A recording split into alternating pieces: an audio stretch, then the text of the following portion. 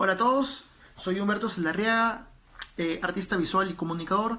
Estamos en una edición más de Conexión Estilo Libre, el arte de fluir con arte. Si el video les va a parecer útil, pueden darle like y compartir, y también les pido me sigan en mis redes sociales, Saldarriaga HS, y en Facebook y en Instagram, Humberto Saldarriaga Art. El tema de hoy es muy importante porque de alguna manera nos va a permitir entender la evolución del arte contemporáneo, tanto en forma como color y también mensaje.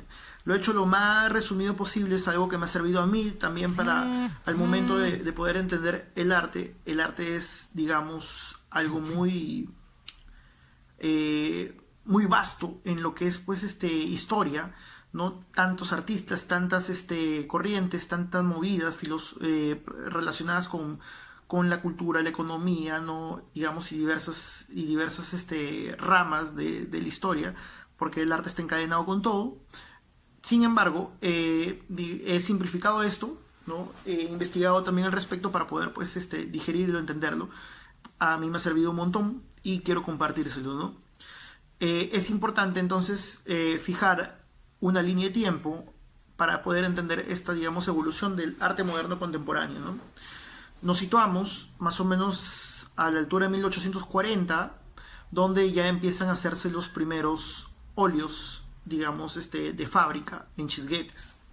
Antes de eso, el pintor, junto con sus ayudantes, los ayudantes podían pasar mucho tiempo digamos, preparando el color, ¿no? Chancándolo, digamos, los pigmentos con las tierras y todo eso, también preparando los bastidores, tensándolos, ¿no? Preparando los lienzos, perdón. Y es así como, digamos, la vida del pintor con sus ayudantes se llevaba más que todo en los talleres. Ya se había experimentado con todo lo relacionado con la forma humana, ¿no? Ya estamos más o menos en el tema del realismo social, creo, en esa época, si no me equivoco. Sin embargo, la revolución industrial lo que trae pues son ciertos adelantos a escala de producción de masas. Ya la máquina es la que producen cientos de cosas, ¿no? Y el comercio se diversifica y se torna a una escala industrial, ¿no? Es así como también las pinturas se ven de alguna manera impactadas por este fenómeno, y de alguna manera también el arte se va como expandiendo, democratizando, por así decirlo, ¿no? Ya hay más, se puede economizar el tiempo, ¿no? Y también el tema de que iba a ser más económico incluso contar con estas preparaciones ya industriales de lo que era el óleo, ¿no? Es así que los pintores, pues, digamos, empiezan a utilizar esto, y de allí a la postre, la siguiente evolución es que ya dejan de emplear lo que era el taller, sino que más bien desean pintar al aire libre, y ahí hay una primera, digamos, transformación de la realidad. ¿Por qué? Porque los pintores empiezan a ser conscientes de lo que era el efecto de la luz del sol frente a, digamos, a sus composiciones, y es donde sale lo que es el impresionismo, ¿no? El impresionismo, a su vez, se enmarca más o menos en 1880, una especie digamos, de década en la que también empieza a salir lo que es la fotografía, ¿ya? La fotografía trae a la postre también lo que es la representación exacta de la realidad. Es así que ya prácticamente no había cómo investigar sobre la realidad misma, no había tanto para ahondar, y es que surgen otras corrientes, ¿no? Como lo es el fauvismo, y ahí empieza el tema del color, ¿no? El fauvismo en 1909 lo que hace Henri Matisse es decirnos, ya todo está dicho en tema de forma, ya la fotografía nos ha, digamos, representado la naturaleza mejor que nosotros, y lo que ahora el pintor va a representar es lo que siente el pintor, la subjetividad, la psicología del pintor, ¿no? Los sentimientos, y eso qué mejor expresarlos a través del color. Por eso los colores tienen transformaciones, atmósferas en ese paralelo de tiempo, ¿no? En ese margen de tiempo de 1809 más o menos hasta 1920. También el color se ve impactado allá, y es donde yo quería regresar, es por ejemplo trabajan en los amarillos de forma más intensa, los rojos, ¿no? Incluso son colores básicos, elementales, que digamos no se trabajan tanto como en la época de los talleres, que era mucho más acucioso el tema, ¿no? Sino esto es más instintivo, más de furia, de expresión de color. Por eso se llamaba fauvismo, porque en francés esto significa furia, ¿no? La furia del color, este movimiento. Entonces, por un lado tenemos el color, que ya se va desmarcando de lo que es la realidad. También después del fauvismo viene el expresionismo. ¿Y por qué el expresionismo lo considero dentro del color? Si tiene que ver bastante con las líneas y todo eso. Porque, digamos, hay un trabajo también de color en las líneas para remarcar, digamos, ciertas realidades. A diferencia del impresionismo, que era difuminar realidades, este era como que, digamos, marcar los contornos de las figuras, ¿no? Y sobre todo con colores más oscuros que se van acentuando en el periodo entre guerras, ¿no? Que es un periodo quizá de presión anímica, por así decirlo, ¿no? Entonces, por ahí tenemos el lado del color, cómo cambia la forma. La forma tiene a un pintor muy conocido, ¿no? Que es Pedro Pablo Picasso. Picasso en 1907 pinta las señoritas de Aviñón, ¿no? Y con ello hace una síntesis de las formas, digamos, digamos, un resumen de lo que era la forma en sí, y hace superposiciones de formas con lo que crea el cubismo, ¿no? Entonces, de alguna manera, ya no se representaba la realidad tal cual en forma, sino como más vectorizada, ¿no? Como más que todo aparentando un lenguaje gráfico, por así decirlo, pero dentro del tema de la plástica, ¿no?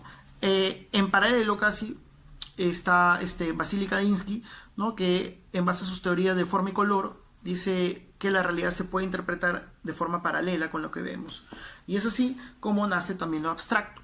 Lo abstracto es digamos, puede tener muchos significados, lo que quería representar el pintor, que puede dar aún más a entender significados distintos al espectador, porque el espectador no sabe digamos, qué es lo que está enmarcando este tipo de pintura, ¿no? Porque digamos, tenía que ver en un inicio con la parte geométrica, ¿no? Representaciones geométricas, y luego ya sobre la Segunda Guerra Mundial, después de la Segunda Guerra Mundial, viene lo que es el informalismo, que es como un expresionismo abstracto, donde las formas pues son más compulsivas, el lienzo son más grandes y se tiran al suelo, y digamos empieza a ver la pintura de acción, ¿no? Que es una parte componente del informalismo. Allí, en lo que respecta a forma y color, después de eso, después de este cambio relacionado después de la Segunda Guerra Mundial que sucede en Estados Unidos, lo que es la pintura de acción, ya se puede hablar de todo en el arte. O sea, todos los movimientos se mezclan, que ya se habían ido mezclando, pero acá se intensifica y todo puede ser valorado como arte contemporáneo, ¿no?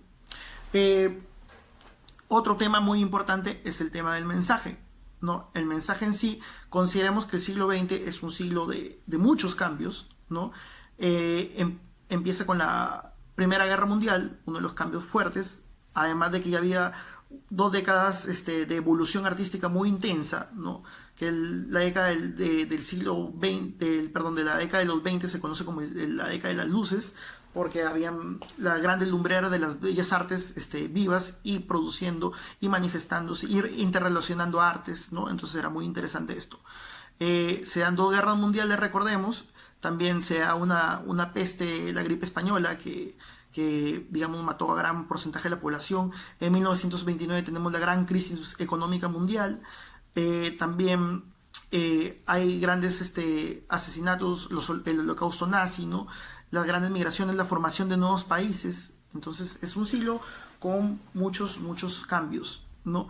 Y en base a eso también influye en, digamos, en el arte, porque incluso ya empieza a tener en algunos aspectos connotación política, con la revalorización de la identidad, ¿no? Por ejemplo, sale lo que es el muralismo mexicano, el arte indigenista latinoamericano, ¿no? Hay un movimiento de minorías también que se le conoce como tribus urbanas, ¿no? Donde cada tribu, por así decirlo, tiene su propia forma de expresarse, ¿ya? Y adicional a ello también está el arte político, ¿no? El arte para convencer, el arte de la propaganda. Entonces hay muchos temas de mensaje allí. Incluso se pone en boga, ¿no? El tema de el arte africano, el arte de Oceanía, ya el arte de confines exóticos, por así decirlo, ¿no? Entonces, de esta manera tenemos también una evolución muy notoria en el mensaje, porque ya el mensaje se expande, se orientaliza y se combina además con la forma y con, digamos, el color. Entonces, de esta manera tenemos una evolución del arte contemporáneo, el arte moderno y el arte contemporáneo, para que ustedes puedan entender cómo ha ido evolucionando a grandes rasgos el color, la forma y el mensaje. Adicional a ello también tenemos pues el arte conceptual, el arte de instalaciones, ¿no? Que digamos para estos efectos de lo que yo quiero enseñar no están tan relacionados, pero sí también han tenido su propio camino, ¿no? Esto es lo que quería comentarles respecto al arte contemporáneo. Y bueno, si la información les ha parecido útil, por favor, darle like y compartir. Mis redes sociales son Saldarriaga HS en Facebook, Instagram Humberto Saldarriaga Art. En la siguiente edición también vamos a tocar un tema de algunas corrientes que son más cercanas a mi estilo, que me gustaría que las conocieran más a fondo, como el arte figurativo de figuración libre, está el primitivismo y está el arte urbano, ¿no? Entonces, ese va a ser el siguiente tema.